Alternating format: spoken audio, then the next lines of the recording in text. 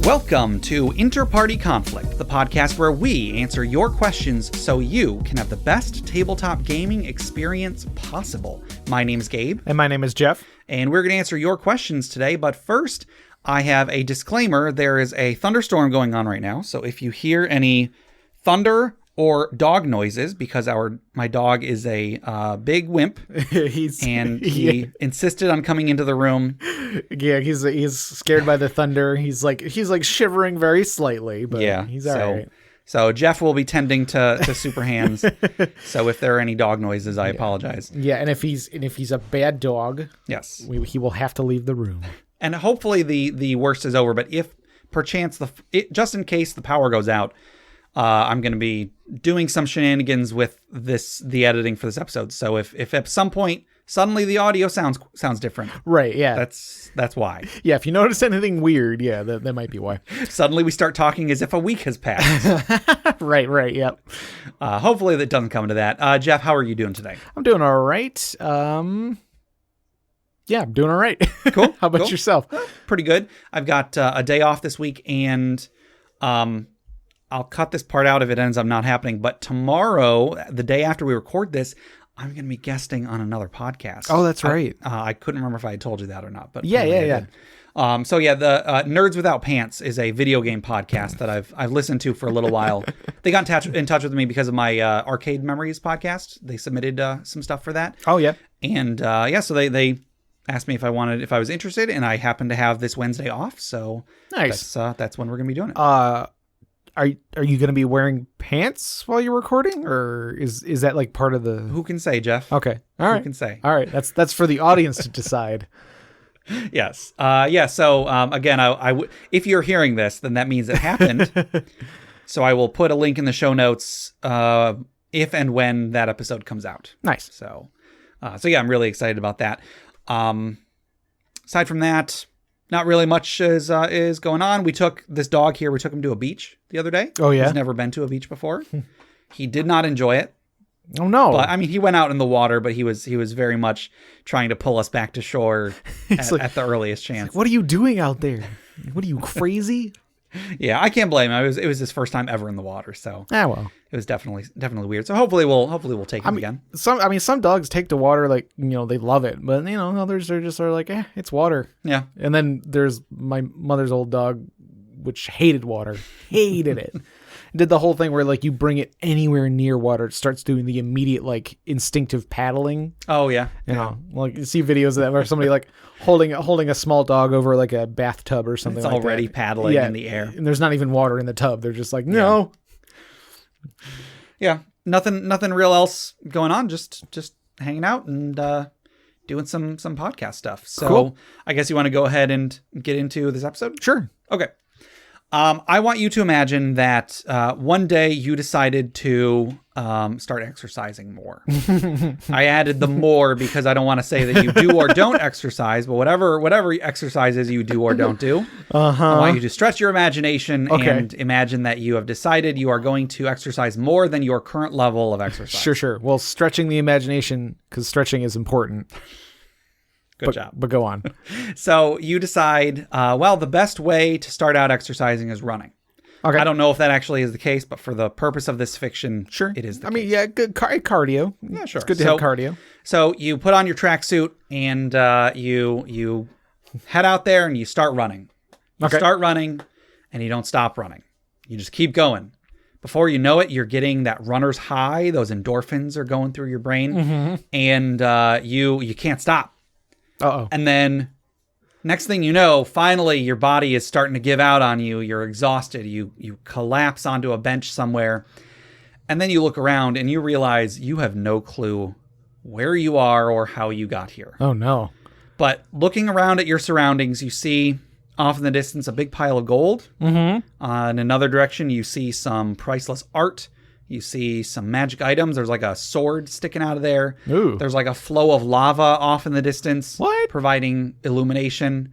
And then you notice the very, very large sleeping figure covered in scales. And every time it breathes, a little bit of flame shoots out of its nose or whatever. Is it also wearing a tracksuit? It is. Okay. Good. It also got here and doesn't know how it got here. But the two of you will soon have to figure out how to get out of the dragon's hoard.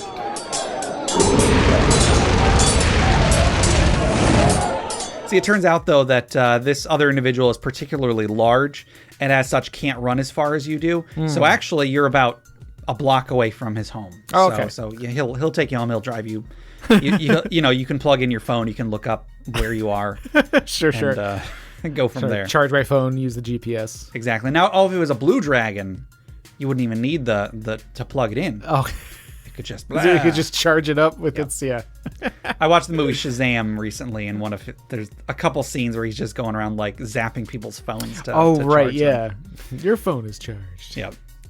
So anyway, today's item was submitted by Avonchill via email, and the item is the Nightmare Striders. Ooh. This is a very rare item, and it requires attunement. This pair of finely crafted black leather boots was carved from a unique creature of the Nine Hells. These slim, comfortable boots are laced with charcoal threads and smells of ash or sulfur, depending on those who inspect them. They conform to those who attune to them during a short rest and appear to be immune to fire damage. As a bonus action, the wearer has to stamp their heels on the ground to activate these boots' abilities.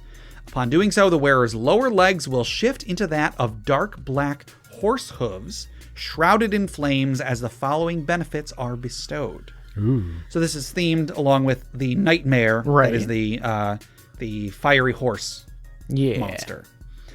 So not like bad dreams. Right. Sure. So anyway, you get the following benefits. The user is immediately under the effects of a haste spell. Nice. The user gains resistance to fire damage, and the user gains a fly speed of 30 feet. Ooh. In addition to the haste spell lethargy effect at the end of the spell, if the wearer is not of evil alignment, the wearer has a 20% chance of taking 2d4 fire damage as the boots cool down. So there's a pair of boots that, as a bonus action, you can cast haste on yourself, gain resistance to fire damage, and gain a fly speed of 30 feet. I am noticing that there doesn't seem to be a duration or a number of times per day listed on this. Yeah. I mean, I could see you could easily throw in, because like the Boots of Speed or whatever, it's like you get like an hour's worth or something. Or like, no, I think you get like 10 minutes per day or something. But it's like a bonus action to activate, bonus action to deactivate, and so like you can get, so many rounds in a day or something like that. So I could see that you can easily just apply that to that if you want to. Okay. Yeah, I'm looking at it right now, and is it 10 minutes? You get 10 minutes. Yeah. So yeah. Okay, that would make sense if it was essentially just kind of a more powerful version of the Boots of Speed. Sure. The Boots of Speed are rare, it appears. Right, yeah. So I think Boots of Speed, all it does, it doubles your speed and then gives things disadvantage against you for attacks of opportunity. Yes. I think. Yeah. So I mean, like, yeah, so it'd be like a, quite a bit more powerful. Oh yeah, because it doesn't actually give you haste. It just gives you those benefits. Yeah. So it's definitely quite a bit more powerful. But I mean, I could see it having a similar like duration. Sure. Sort of thing. Because that makes sense. Maybe even less time than that. Maybe even like a minute or something like that. Which is still, if you're activating it as a bonus action, you can like, first round of combat or something like that. You can have it. And you can, that's what is a minute. 10 rounds? 10 rounds, yeah. 10 rounds. You can get a lot done in 10 rounds, Yeah. that when you can fly, Sure. Yeah, I think that's pretty cool. I think it's a really cool item. I really love the theming. Absolutely. I like the idea of like you leave like a trail of fiery, hoof tracks everywhere. Sure. Kind of like the Marvel character Ghost Rider. Oh, sure. Yeah, he leaves He flaming tire tracks everywhere. Yes, and then in the Nicolas Cage Ghost Rider movie, right? Spoilers: he meets the old Ghost Rider who rides a horse. Sure. The horse gets covered in flame, and the horse leaves horse hooves in its wake. So I like that. I love that. I love the imaging of that. I think it's really cool. Is Ghost Rider like is it like it's him who's special, or is it the bike that is, or like where does he get his power is bestowed on him, and then he, I think, creates the motorcycle. Creates the motorcycle. So he's not like turning a motorcycle into a flaming motorcycle. Oh shoot, I can't remember. It maybe. Because I could imagine like the one who rode horses, like you just like chose any old horse and engulfed that horse in flames, and it's just like, that poor horse. I mean, it's protected from the flames. Sure, but it doesn't know that. I get that's true. That's true. I don't know. Who's this guy? Why is he getting on me? Oh God. Now, well, actually, here's a question: do you think it is cooler for a character with who gets covered in fire, and then also his horse gets turned into fire, gets covered in fire, whatever? Do you think it's cooler for that character to just grab a horse and then transform that horse temporarily into a demonic horse, or for that character to summon a demonic horse? I kind of like the summon a demonic horse thing, just because then it could be a specific the same one every time. Yeah, it could be the same horse every time. You give that horse a name, or it might have its own like background. Like it's like, oh yeah, this is a very specific horse. From the demon realm or whatever. The realm of Zoroth. Yeah. I keep thinking of World of Warcraft. Well, yeah, where like the warlock. Mount, the class mount for warlock is you get it's called a dread steed, but it's basically a nightmare. Yeah, well, so because that's what I was referencing, because in order to get the dread steed, you have to defeat one in this big long quest, and it is the dread steed of Zoroth. If I am remembering that correctly. And then like in the not this recent expansion, but the last expansion, there was they played up class stuff. Oh, okay. And like each class got their own very unique mount. Oh, interesting. And like the one for warlock was they had to go to they had to go to this other like demon plane or whatever, and find like the demon horse like god or something like that. You basically find like the strongest of the like the dread steeds or whatever like that, and you have to like you capture it and start controlling it, and it becomes your mount or something like that. So Gotcha. So it's like, I like the idea where it's like this sort of, it is like a line of quests that you have to take to get your steed. Yeah. And then so it's not just like, oh, I'm gonna jump on any horse and give it flying powers or whatever. It's like, no. I literally went through hell to get this horse. Okay. So I do like that better. So, I mean, a bit of a tangent from this item, but imagine if to get this item, a player has to go to the Nine Hells or whatever, right, and then fight and defeat or enslave or whatever, some sort of, nightmare, and then put its feet on their feet. I don't know. Well, I like any magic item that can be tied to like a specific monster or something like that, because then, I don't know, I like the idea of like sort of like a Monster Hunter type adventure line where like, oh yeah, we're gonna go defeat this monster, and then I'm gonna take, it's like, I'm gonna take its head to this like magical blacksmith guy, and he's gonna turn the head into a shield, and then the shield's gonna have properties related to that monster. So it's like, okay, oh yeah, you chop the head off of a Medusa. I mean, I think there are mechanics in the game for using a Medusa head, I want to say. I don't know. Maybe in an earlier edition. Maybe. But, I mean, I like the idea. It's like, okay, well, I'm going to chop off the head of that Medusa, and what are we going to do with it? All right, well, we'll take it to our friend the wizard or whatever, and he'll turn it into a magic item that lets me petrify things once a day or whatever. Sure. I really like the idea of magic items being made out of trophies of enemies. Yeah, it gives them more flavor, and it connects them to your adventure more. It's more just than, oh, while we were on an adventure, I found these cool boots. It's like, no, we were on an adventure, we were attacked by a nightmare, I killed it, chopped its legs off, and now now it can fly. Yeah.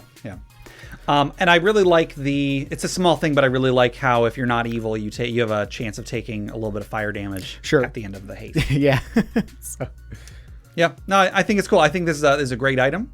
This is part of a batch of 3 items we got from Avonshell, and this is the 3rd that we've covered. So nice. I'd be inclined to think that this is the best of the 3. I think they were all pretty good. Yeah.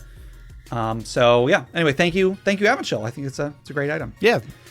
So that'll do it for the Dragon's Hoard. If anybody wanted to submit Dragon's Hoard items for us, or stories for the funeral pyre, or questions for us to discuss, how could they get those to us, Jeff? They could send us an email at interpartyconflict@gmail.com. Yep. They can also find us on our Discord, Right. which is bit.ly/interpartydiscord.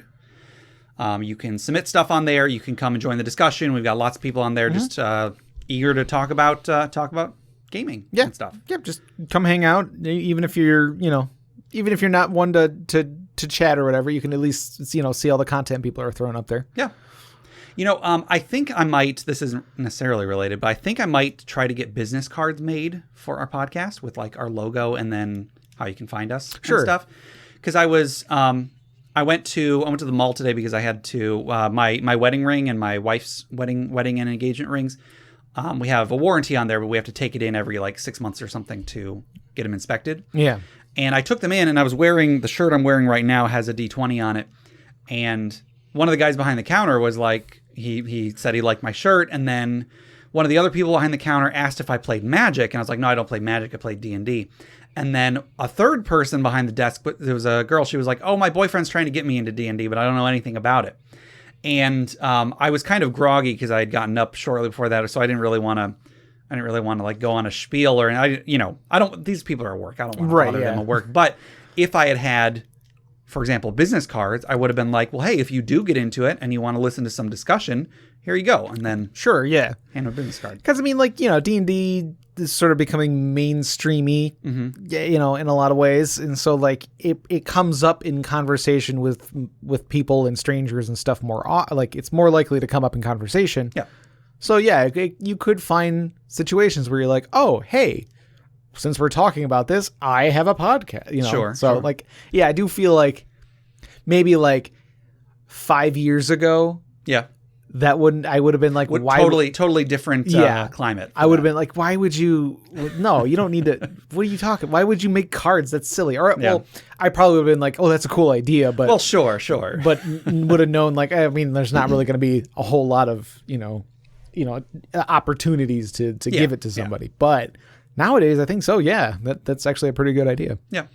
Anyway, so going on with the show, we have a giveaway today. Oh, do we? After a couple weeks ago, we mentioned that we had run out of submissions. That's why we hadn't been giving any copies of Chapel on the Cliffs away. We got a few submissions. Nice. So, we're giving away a copy of Chapel on the Cliffs, which is made by Goblin Stone. They are a great company that makes lots of content on DM's Guild and such. They're based in the UK. Giving away this great adventure. Jeff's been running Chapel on the Cliffs for a little while. Yep, it's been going pretty good. So, Jeff, who is our winner of the Chapel on the Cliffs drawing this week? This week's winner is Darth Will. Winner. Gobble, gobble, gobble. Yes. I think Darth Will, in the email that he sent, one part he was referred to as Darth something, and then the other one it was Will, so I thought Darth Will. Sure, yeah. Made sense. So Darth Will, you know who you are. Yeah. I hope. You know who you are. Yeah, so you should be getting that within the next few days. If you don't, let us know. And be sure to let Goblin Stone know what you think. Leave them a review, and hopefully they can use that information to continue to make great products. And Jeff, if anybody wanted to enter this drawing, because we're as long as we keep getting submissions, we'll keep giving away a copy every week. Sure. How can they enter this drawing? They could throw us an email at interpartyconflict@gmail.com with Chapel on the Cliffs in the subject line. There you go. Let me also tell you guys that the show is brought to you by our wonderful patrons. We have a Patreon at patreon.com/interpartyconflict. We have a few different tiers on there. The lowest tier gets you outtakes. I just put out the latest outtake apocalypse today. But the thing is, now we're caught up. Okay. So I'm going to try to put the outtakes out every week when we have them. I mean, we don't always have outtakes, but I'll try to put them out every time an episode goes out. So hopefully you won't get 30 notifications in a day ever again. It'll be like, oh, this episode we had 2 or 3. Yeah. I feel like that's a thing that needs to be improved with Patreon.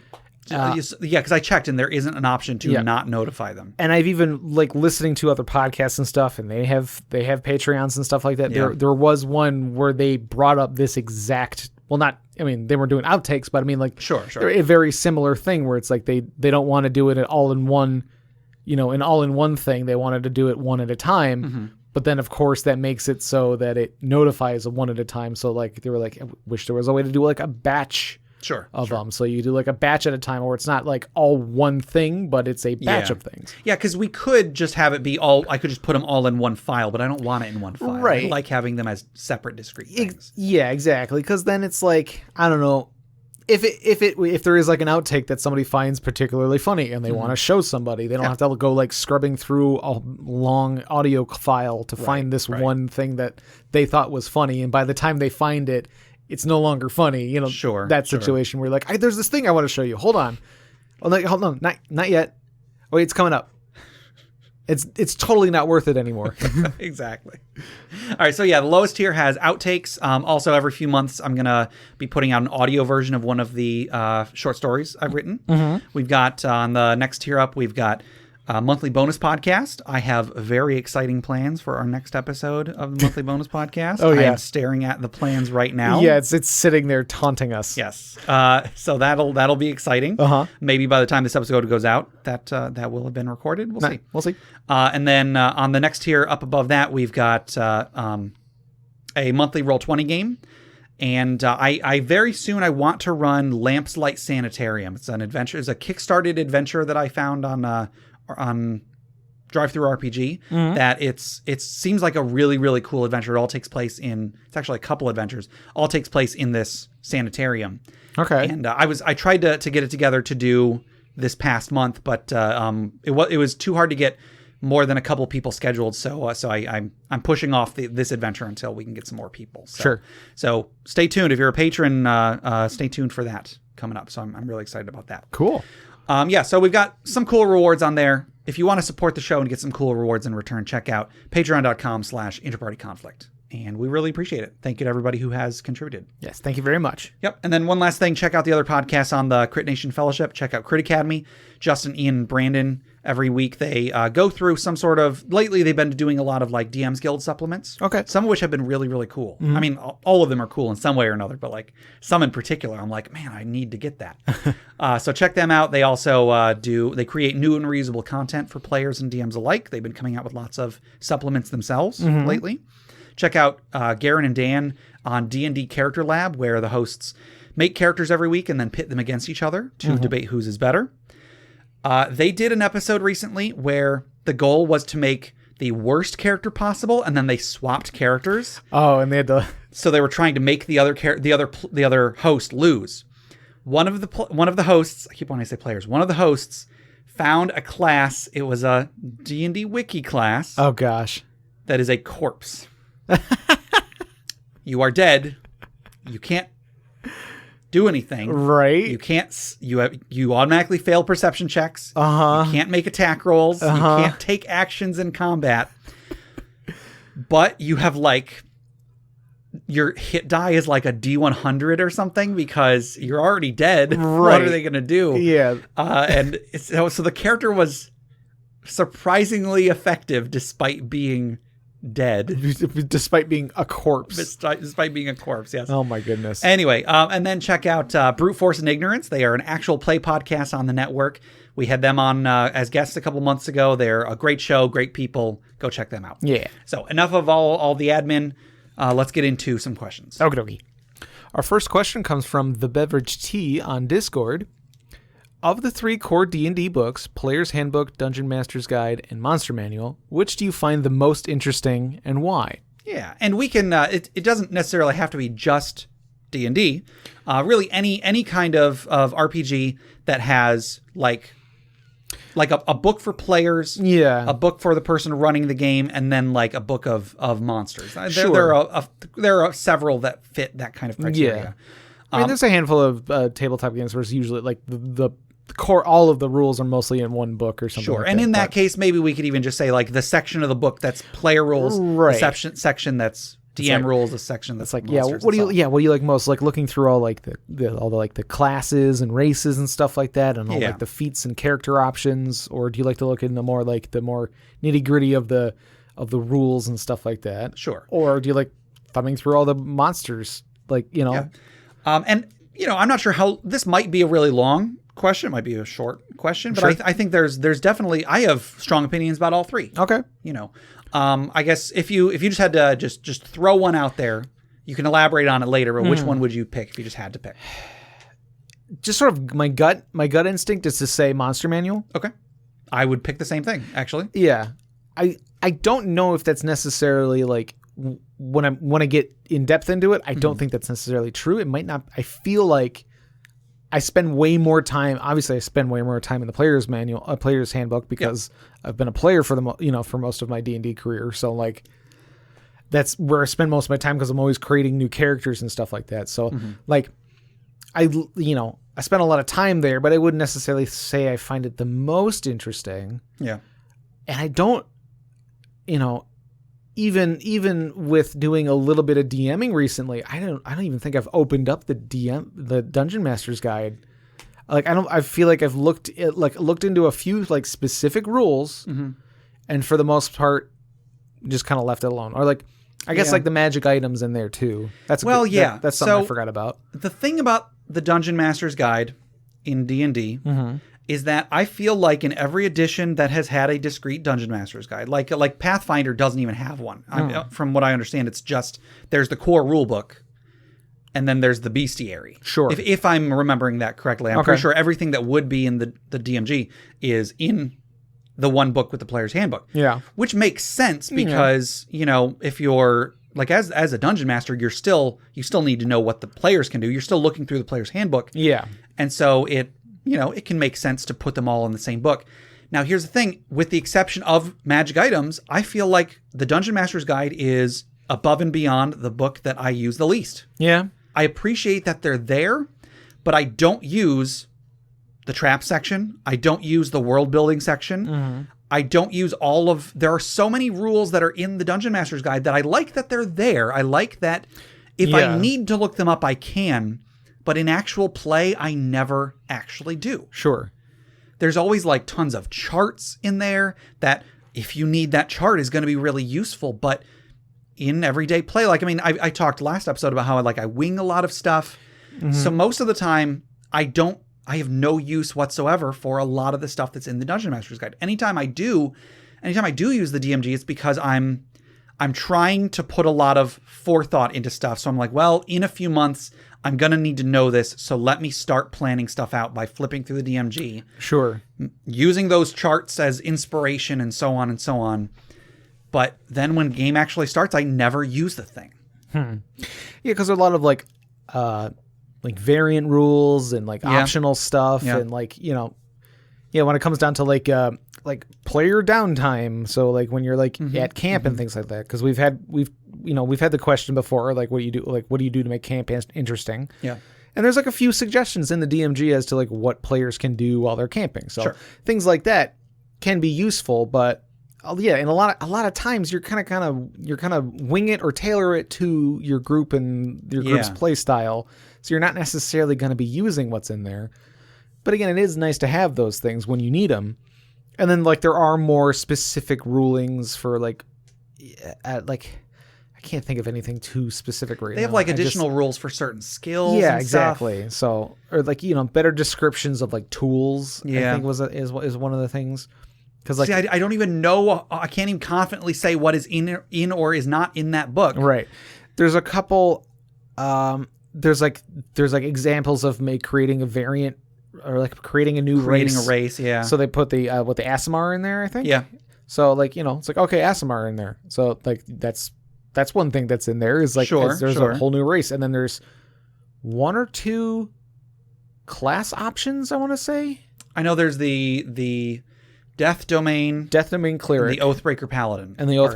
Okay, so and then those are specifically said NPC classes. Sure. So those are for an evil cleric, but you could easily play that as a player. You can if you allow your players to play those to use those class options. I can understand the reasoning putting that in the DMG, but I feel like if you have mature players, that should be in the player's handbook. But I guess the assumption is that most players, if they're coming into the game for the first time, aren't going to use this appropriately. So let's put it in the DMG. That way the DM can vet it for the players, can give it to the players in the right context. Yeah, I mean, even in earlier editions, I feel like there was different stuff in the DMG. Like their prestige classes were first part of the DMG in 3rd edition. Huh.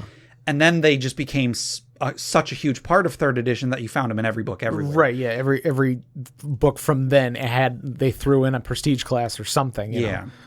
But I don't know. Even still, I feel like the DMG is if you can only have 2 books, without a doubt, I would say don't get the DMG. Sure. It's great that magic items are in there. Magic items are usually my favorite part of the game, but it's such a small part of the book that like you can just look up magic items on the internet. And I mean, most of the time when I give out magic items, it's going to be something I made up on my own because I love making magic items so much. Right. Yeah. Yeah.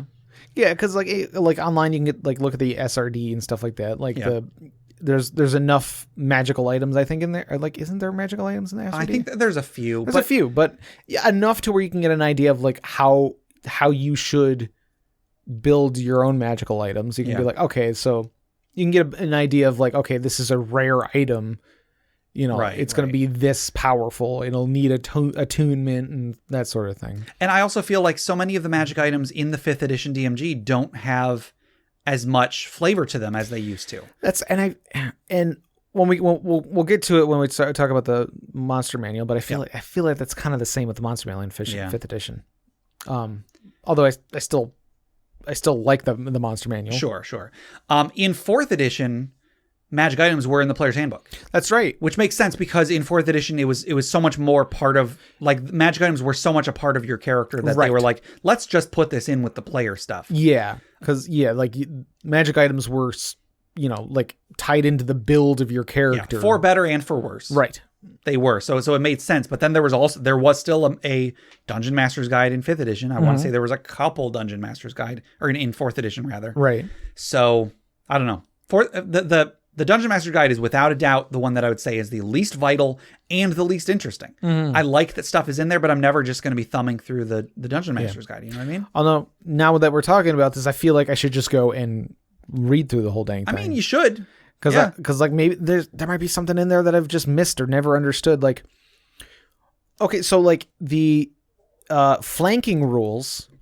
They're a variant rule in the DMG. It's in the DMG. Yeah.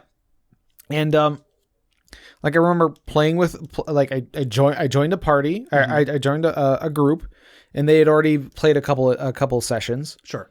You know, their sessions were few and far between, but like I joined them for a session, and I went in there. I was like, oh, okay, we're playing 5th edition. So like in my mind, I'm like, all right, there's this rule and this rule, and then I didn't realize like, oh no, they've been using the variant rules.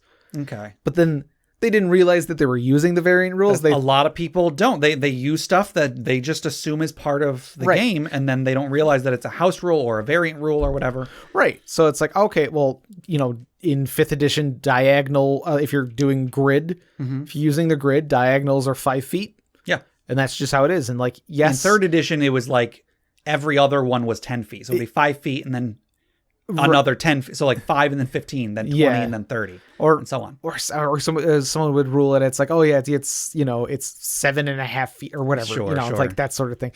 And like, yes, in 3D, like realistic space, like, yeah, that's how, the from corner to corner is farther from, opposite corners or for ease of play. There are so many things in D&D that like just they don't make sense in real world physics, but that's fine because the game it's made that way to make the game run better. Right. So it's just there to just make everything easy. And if everybody, if both players and the monsters have that advantage, there's no advantage. It doesn't matter. Exactly. Yeah. So because everybody can do it. Right. So yeah, it was just like, oh, okay, yeah, well, yeah, that's a variant rule in the DMG, and they're like, well, really? And like, we flipped to it. I was like, oh yeah, here it is, right here. Like, yeah they have a, like, because we had to figure out like, because there are certain like spells and stuff that have like area effects, and it works differently than it did in like in 3.5 with like the the diagonals and stuff like that. So like, I was like, wait, we got to look up the specifics now because. I'm no longer familiar with how it used to work. Yeah, one of the hardest things of playing a new edition, honestly, is just forgetting the previous edition. Right. And it trips me up all the time.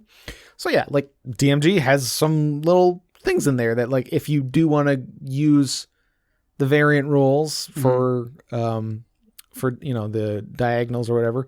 Is the variant flanking rules in there too, or is that just It's in the DMG. that's in the DMG? So again, yeah, it's like, do you like flanking? Is it is it giving everybody advantage, or which I like making it flanking not a thing anymore, just because like there are so many ways to get advantage already. Yeah, definitely.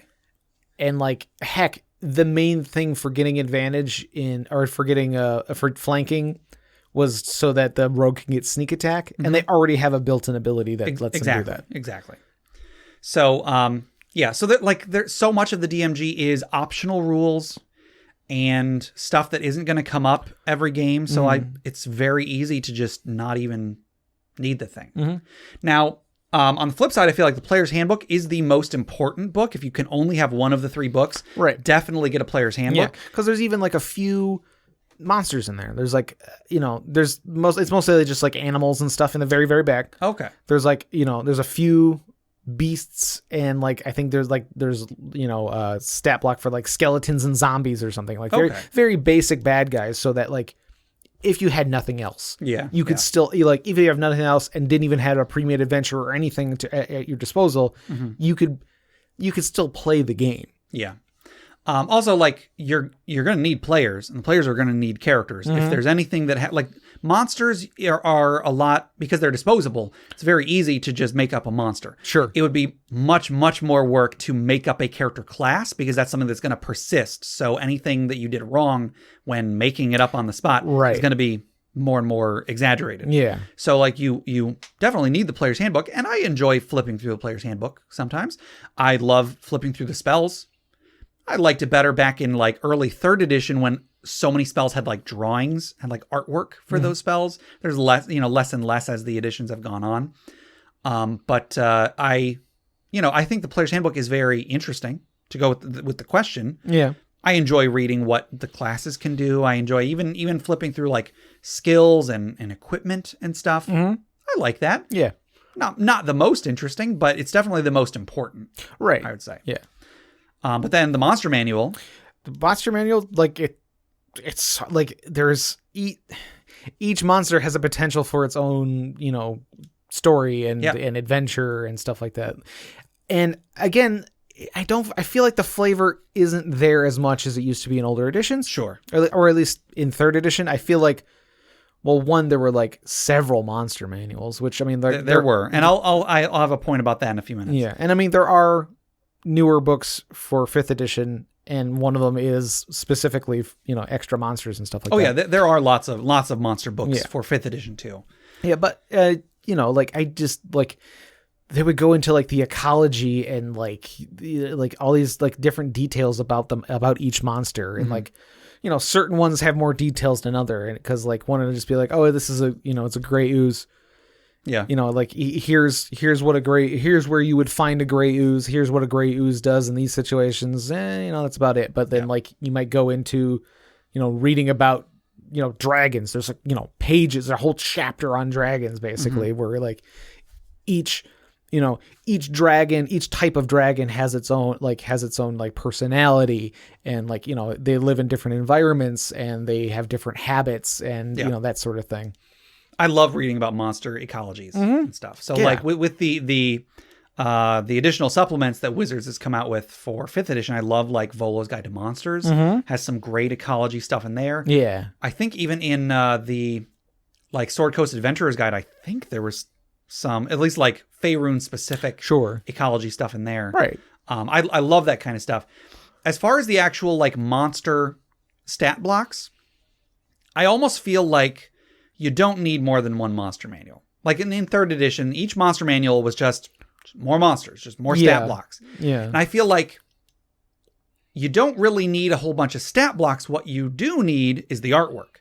If they could instead put out a book of pictures, like a book of drawings of monsters. Yeah. And then also in that book have a refresher on the rules for making monsters. Because I guess one thing about the Dungeon Master's Guide that might to some people be really important is, if I'm not mistaken, the monster creation rules are in the Dungeon Master's Guide, not in the monster manual. Okay. Or at least like if you want to make a monster of a specific CR, they've got the guidelines and so on. Gotcha. And once you know roughly how to make monsters, which even if you don't know the the guidelines, you can still kind of look at an existing stat block and then tweak it to make a new monster, because I'm a big fan of reskinning.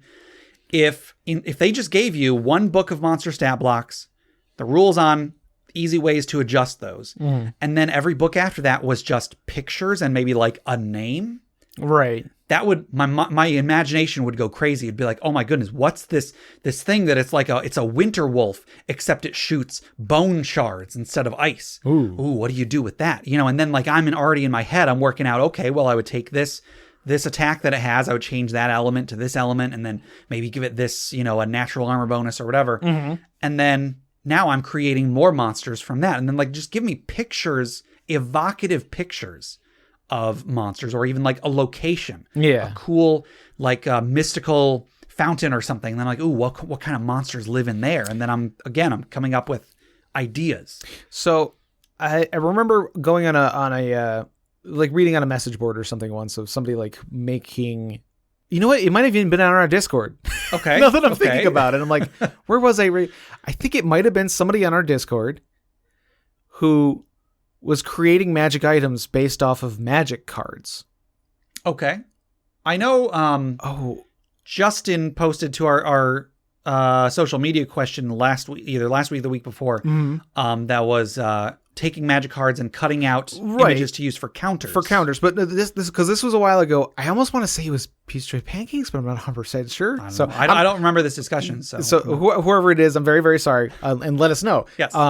I might have to go digging through the Discord again to make sure. But it was basically like an interesting magic card. Okay. And like finding a way to put the mechanics of that card into a D&D game as a magical item or something like that. I think it was like they would make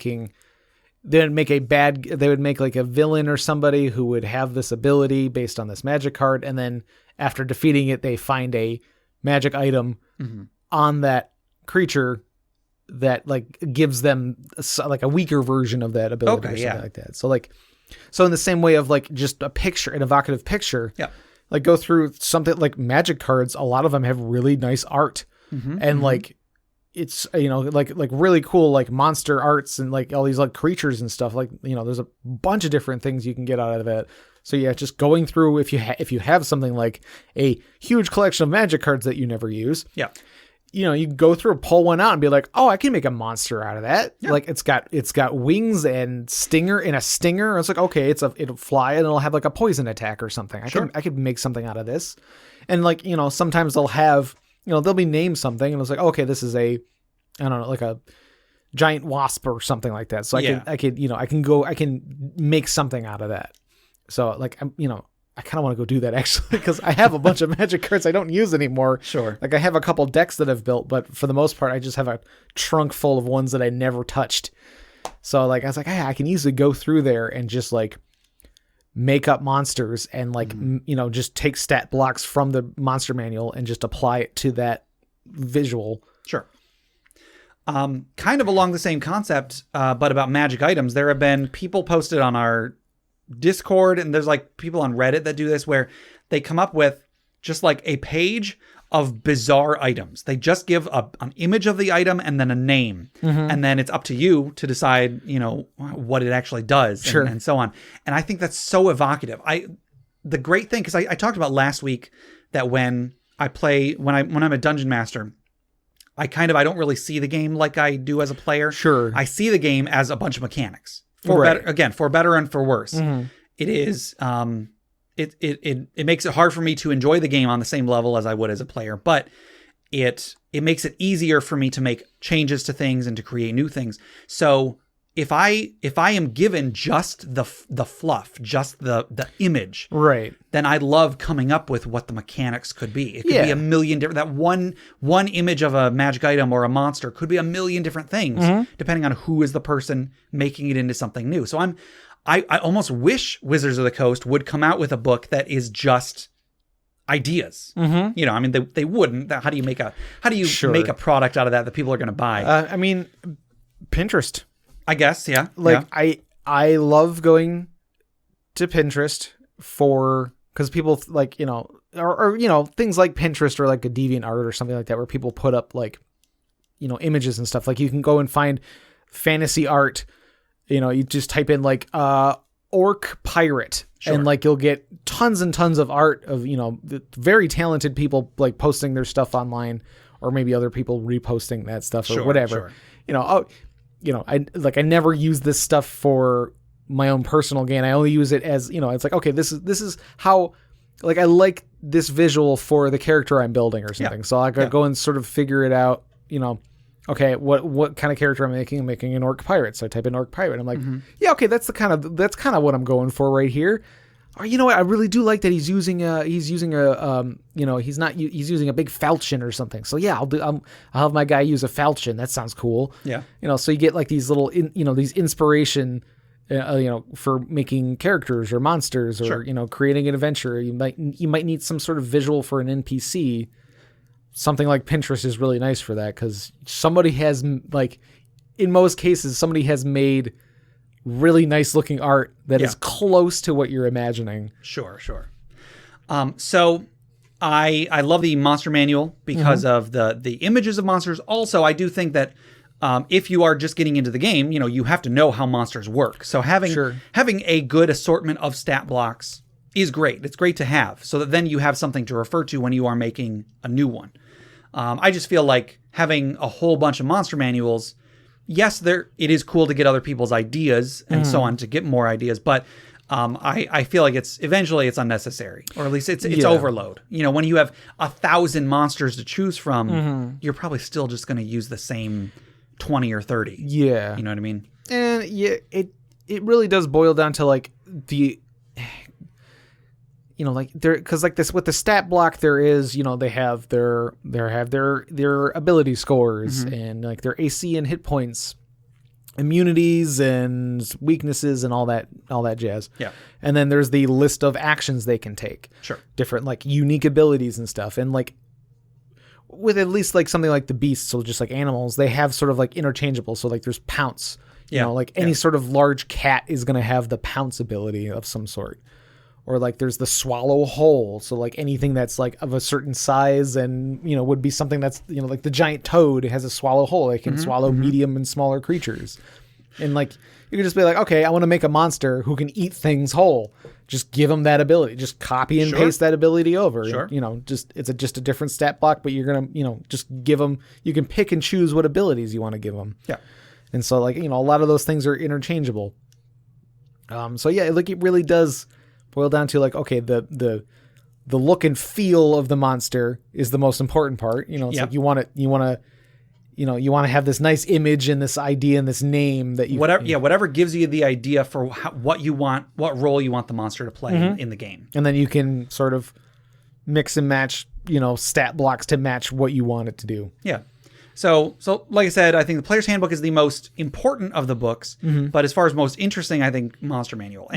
And there are diminishing returns on that, so the more and more Monster Manuals come out, the less interested I am in them. But still, just having the artwork is good. Right. I do like Volo's Guide to Monsters because there is so much lore about it. There is so much information in addition to just having monsters. Right. Yeah, so that's definitely the right way to do a supplemental monster book, is to like go heavy on the flavor. Sure. Go heavy on the, the background and the ecology of each monster, and like, because like some of the ones in Volo's Guide are like terrifying. They're like, that sounds terrifying. And I mean, there's definitely terrifying monsters in other books too. I also have Mordenkainen's Tome of Foes, and I think that's the book that has like the troll that has regenerated so many times it's like mutating and growing more mouths and stuff. Right, yeah. Which I feel like is like just in the regular monster manual. I feel like troll has something like that. There's like if you chop off an arm, it has a chance to accidentally grow 2 arms or something like that. Oh, okay. That might be in the normal one. I don't know. Maybe not. I don't know. But yeah, you're right. They're like, there's like the image of it's a troll with like several mouths and like half of a face on its arm or something. It's so weird, but it's great. Like I think a troll is probably one of my favorite monster types, just because like there are so many varieties, and like it plays to that whole like, oh yeah, they have regenerative abilities, so like there's that chance of like mutation. So there's just so many different varieties of them.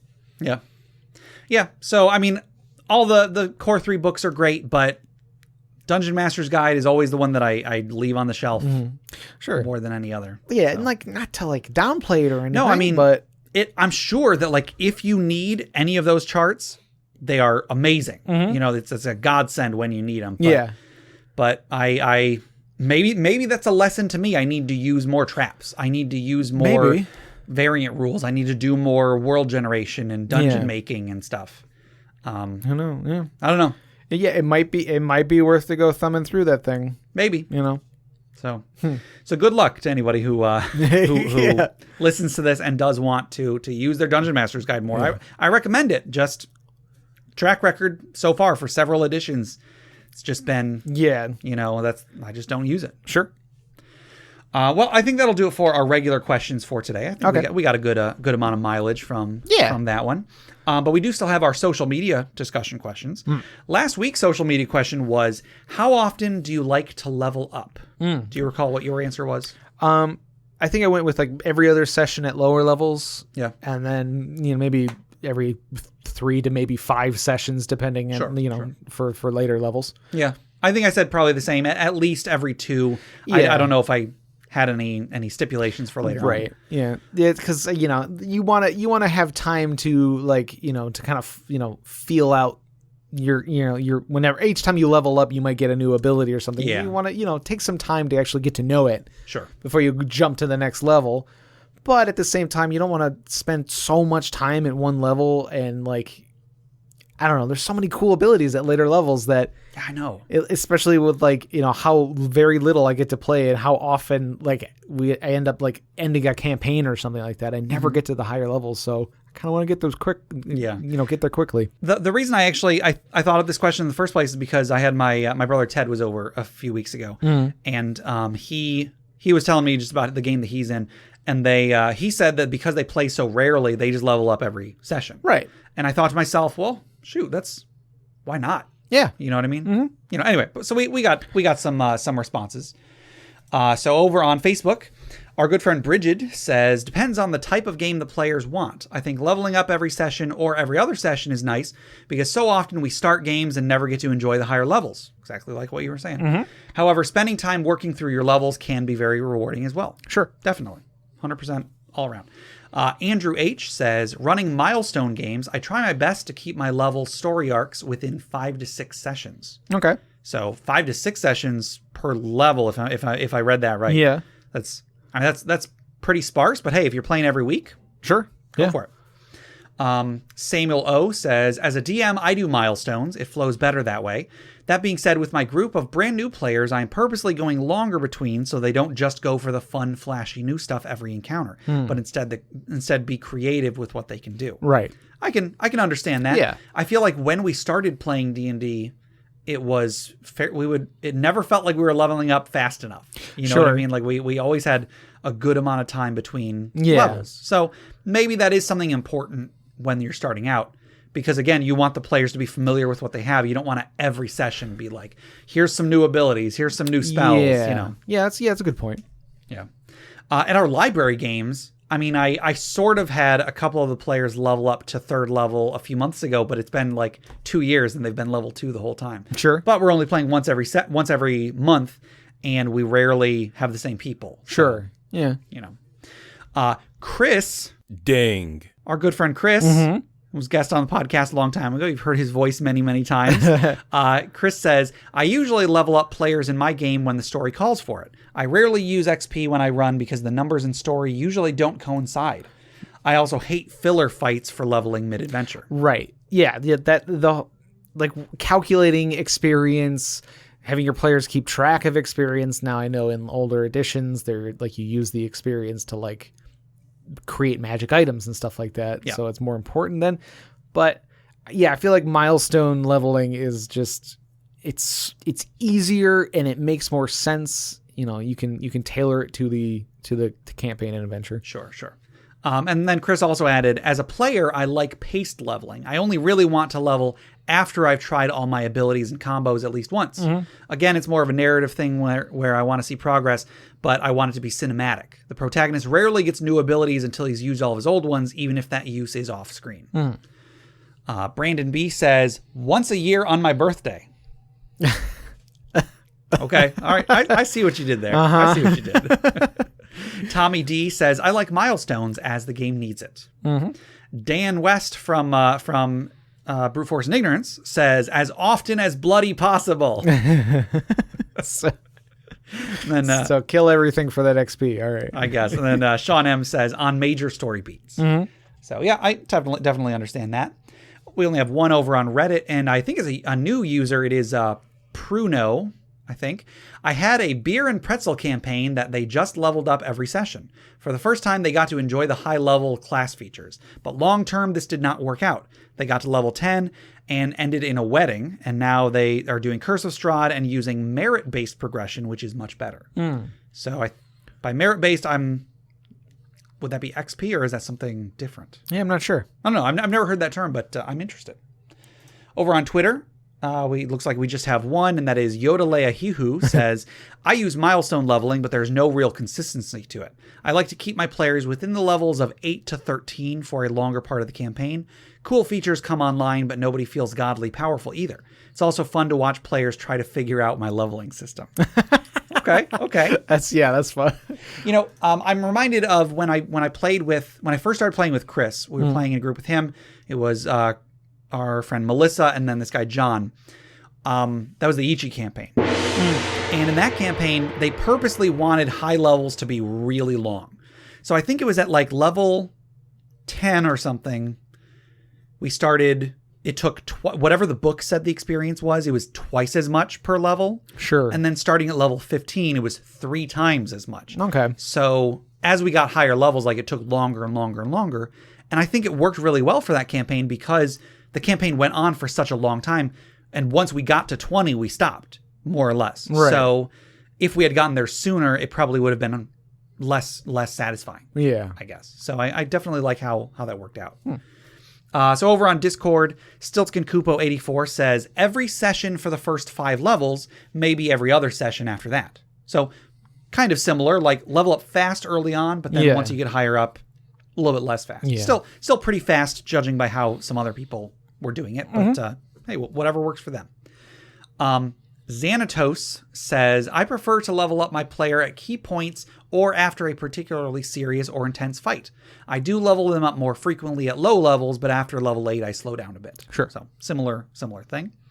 The Beverage Tea says, all day, every day, 24/7, 365. I'm over level 9,000. Oh, no.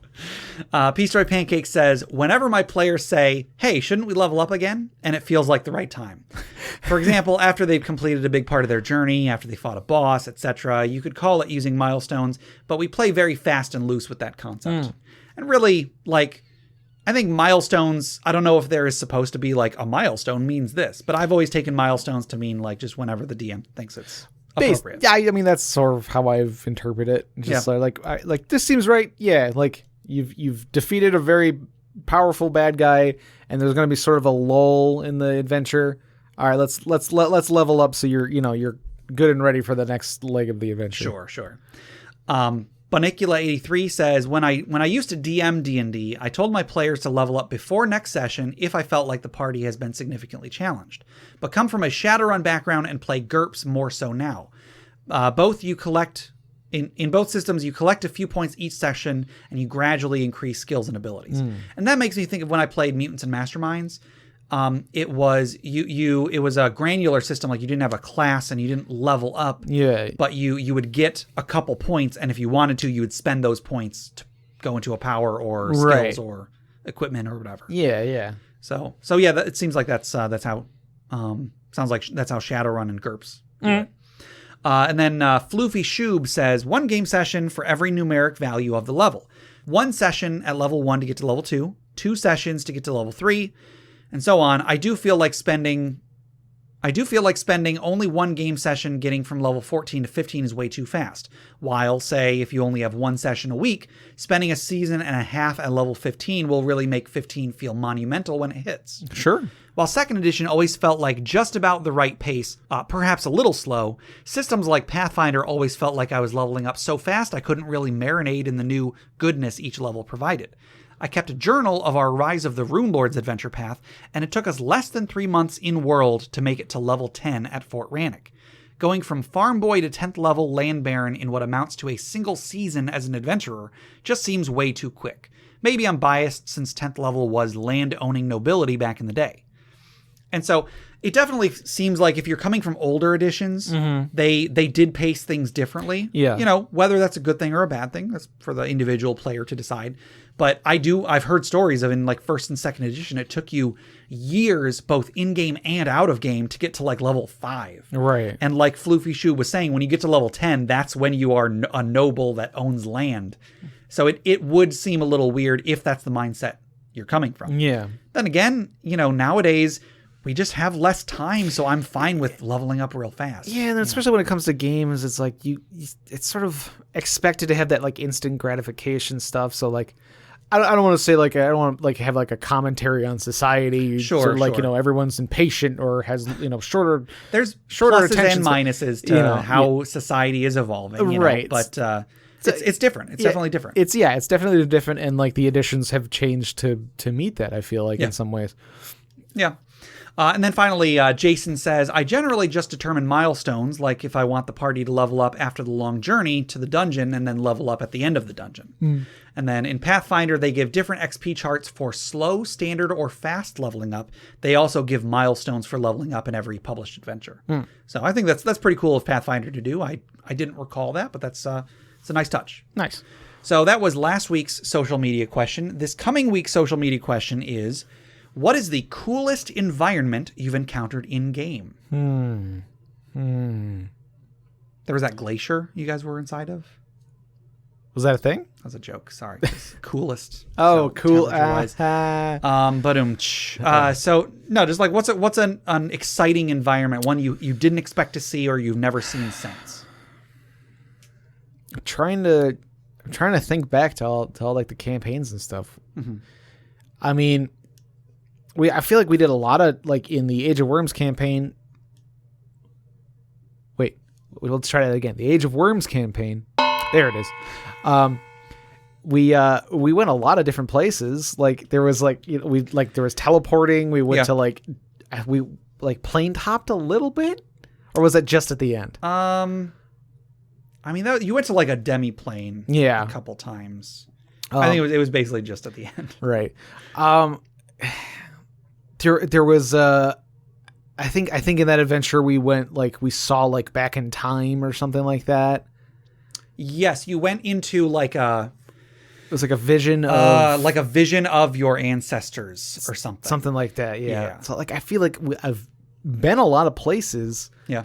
I can't think of any like specific environment though.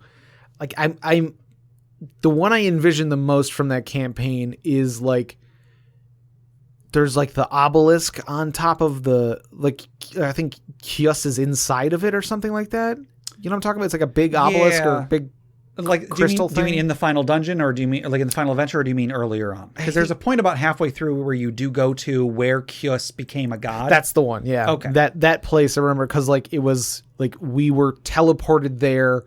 Yeah. I think Tensor or whoever, like the Archmage or whatever, like sent us there through this like painting or something. And then we ended up at the birthplace of Kios as a deity. Yeah. And it was sort of like oh, this is a serious place that we're in right now. Yeah. Like this is big. Yeah, that was definitely a cool dungeon. And like really when whoever listens to this, however you want to define coolest environment, could be a dungeon, it could be just like a room, could be a country, I don't know, whatever, however you want to define that. I would probably say when I was playing with Chris, not as when it was in the Chronic S Block campaign where I was playing playing Sathorn the cleric, Jay was playing Ardric the like fighter. I think I mentioned him last. He was a not a fighter. He was a monk.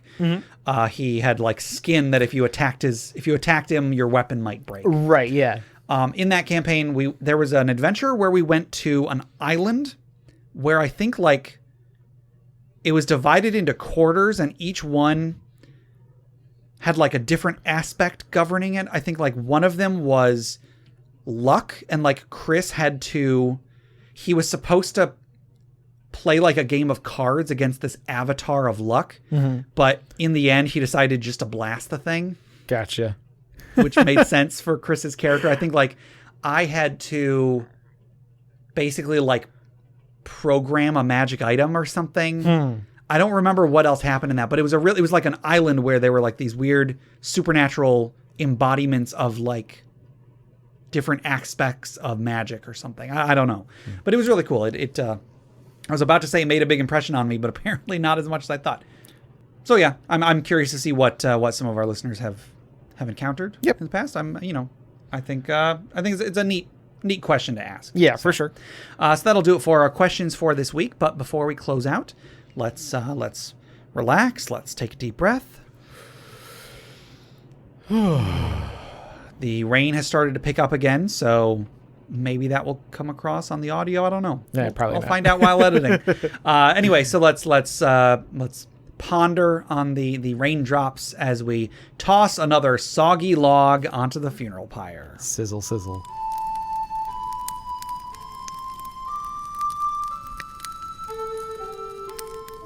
This week's funeral pyre story was submitted by King Reinhardt on Reddit, and the story there's a short version and then a long version. Let's see how it goes. Okay. The short version is: became a giant lettuce juggernaut god and exploded the whole map.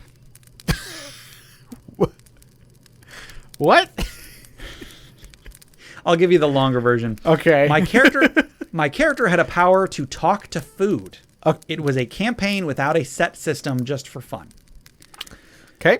He was a food alchemist. One of my powers was to create a giant corn juggernaut. I could add eggplants to his nose, making them acid. What?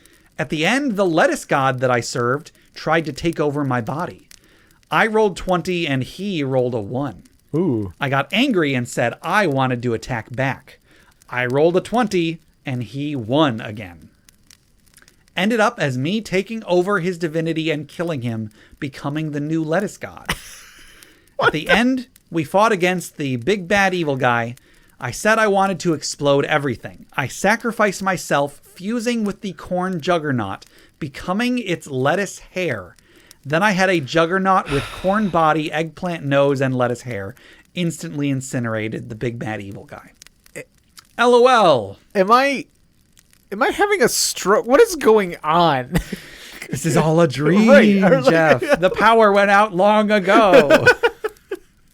Like, I feel like I'm going crazy. Yeah.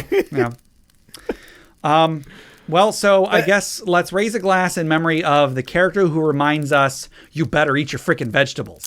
Clink. All right, well, that'll do it for today. To submit questions for us to discuss, items for the Dragon's Hoard, or stories for the funeral pyre, please email us at interpartyconflict@gmail.com. For show notes, links to media mentioned on the show, and running lists of questions and magic items, go to interpartyconflict.com. Join the discussion on social media. Find us on Facebook, facebook.com/interpartyconflict, on Reddit at r/interpartyconflict, on our Interparty Discord at bit.ly/interpartydiscord, or on Twitter at InPartyConflict for our weekly social media questions. Your answers might end up on the show. Find us on iTunes, Google Play Music, Stitcher, YouTube, anywhere you download podcasts. Please rate, review, subscribe, or just tell a friend. If you'd like to support the show, check out the rewards at patreon.com/interpartyconflict. There's a few different tiers, so anything you can spare, even $1 a month, would go towards making the show better, and you'll get bonus content for it. Jeff, tell us about FriendQuest. FriendQuest is our YouTube channel where we play video games. Yes. Speaking of video games, check out my side project, the Arcade Memories Podcast. If you'd like to submit your own childhood memories of going to the arcade, record them or write them to me at arcadememoriespodcast@gmail.com. Also, head over to bit.ly/interpartyconflict to take a short survey about our show, what you like, what you don't like, etc. And just for taking it, you'll get 2 free printable board games courtesy of Mary and Tom over at hollandspiel.com. And our music is made by Boxcat Games from Nameless the Hacker's RPG. So, Jeff, until next time, Let us say goodbye. cut it out with the corny jokes.